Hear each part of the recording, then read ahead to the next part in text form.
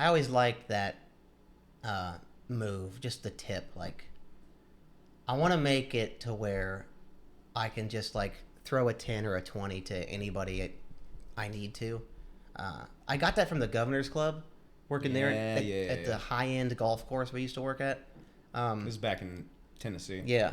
People would, like, pull up, and, like, you knew the good tippers. Mm-hmm. You know what I mean? You're like, he's a guaranteed 20 every time. Yeah. And all I really got to do is sort of the bare minimum. Like, just make sure his, like, life, it goes as smoothly as possible, and he always get the 20. And you always took care of those people, and they're not giving you the money like because they like you either. It's for the experience. Mm-hmm. Like we had one particular client. He liked a golf towel, half wet, mm-hmm. half dry, and a cooler full of ice. Yep. And as long as that was on his golf cart, every time he pulled up, he could valet his car, get in the golf cart, go right on. Yep. As long as you did that, you know. And guess what was always done when he pulled up? yeah. That dude, money fucking talks like that, dude. Yep. And like, we had people at the airport do that a lot with their private jets. All they wanted to do was roll up, get in, take off. Mm-hmm. And there was this dude when I was at Van Nuys. He tipped 100, and that's all he wanted. He said when he pulls up, we're there at the gate. When it opens, we lead him to his plane. He gets on, the pull chalks, they take off. And as long as you did that, which we always did, he fucking hits you with the 100. Mm-hmm. Money talks like that, dude. And it even goes beyond just like the regular, like what the job requires. Like we had another guest, very dear to our heart, mm-hmm. who he would pull up after his round. Yeah, R.I.P. He would pull up after the round and be like he'd look at the tee sheet and mm-hmm. he'd be like, "Look, boys, I know you guys aren't going to be doing shit for the next 2 hours. Can you help move some furniture in my mansion?" Yep. And we'd be like, "Of course." And he'd slip us like $300. Yeah. I want it like that, dude. Yeah. Have I ever told the story of the of that guy's table on the podcast? Maybe not on the podcast. All right, so set the scene. This guy was a millionaire. This guy was a millionaire. He was like a Wolf of Wall Street, Jordan Belfort, like crazy man, like playboy, single. Yeah, they had to at one point he drove home so drunk that he overshot his driveway and his Maserati went into the pool off hole number 9 or whatever, and they had to get a crane to like pull it out. This guy was like crazy. Yeah. Ton of money.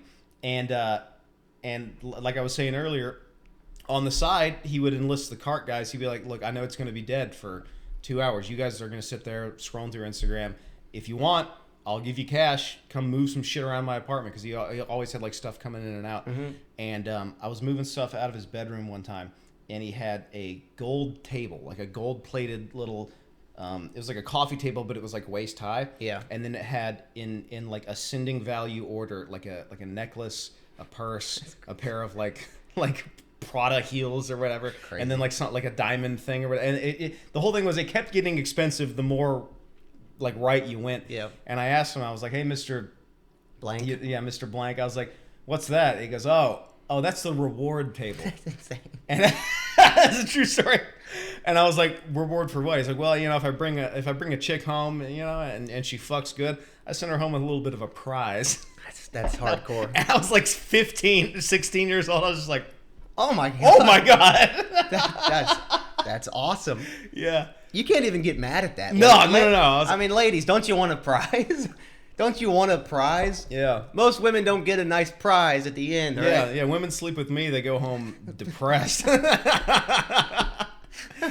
They sleep with this guy. They go home with a diamond necklace, Fuck man. Yeah, dude. New pair of heels. Yeah. Maybe we get a fucking one of those prize chests, but it's not high end things. It's like a Zen, and then like a Target gift card, a vodka tonic in a to-go cup. Yeah.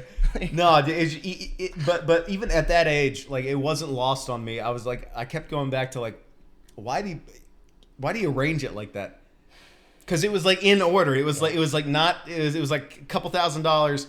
You know, $90,000 pair of heels. It just kept going up. And the fact that he would afterwards, he's lying there probably smoking a cigarette, out of breath, and goes, you know, you just got the heels tonight, sweetie. Yeah. Just got the heels.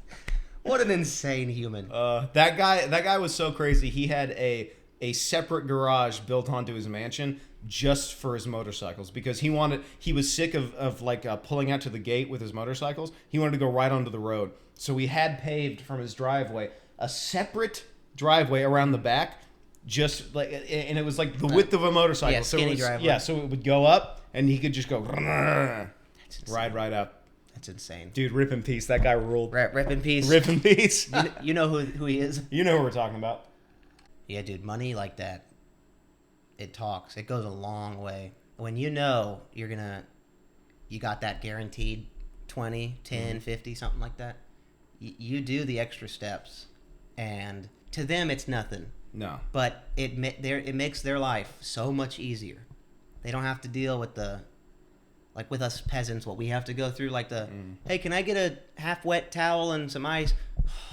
Fine, here you go. It's just there. Yeah. It's automatically there. It's done. Dude, you remember I had a guy he drove this it was a dark red Porsche 928. It wasn't like the 911, it was the one with like the hatchback top on the back.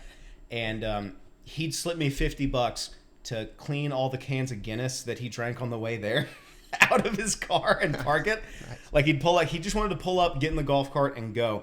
But this dude was like a mad lad. He would just drink like 6 cans of Guinness on his way to the golf course. It's crazy. And he was like, look, if you just get rid of all these cans and park my car and then bring it to me when I'm done, 50. Yep. A crisp Ulysses right there, dude. Yep. And then you could even be helping somebody else, but you see like that guy coming, and you're like, just drop everything and go. Yeah. You're like, this is more important. No, but like literally, there were times where like he'd pull his Porsche up, he'd open the door, and you'd hear like the clink, clink, clink, like cans would actually fall out, and he'd be like, "Park my car, boys." This dude, he was just drunk all the time. I want to be that. I just want to be a 60-year-old golf course drunk guy. That's the life.